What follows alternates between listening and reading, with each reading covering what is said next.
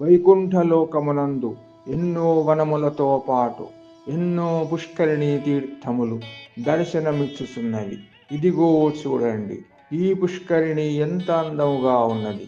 ఇది విష్ణు పుష్కరిణి.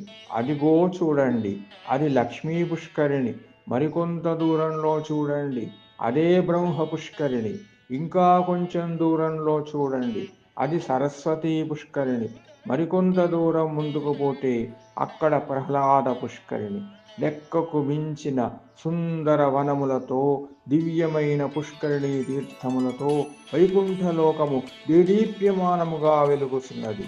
వైకుంఠలోకమునందలి అనేక వనములు, దివ్య పుష్కరిణి తీర్థములు అతి మనోహరములై, బహుసుందరములై, ఆకర్షణీయములై, ఆహ్లాదకరములై భక్తుల జన్మ జన్మల తాపములను తీర్చుచున్నవి.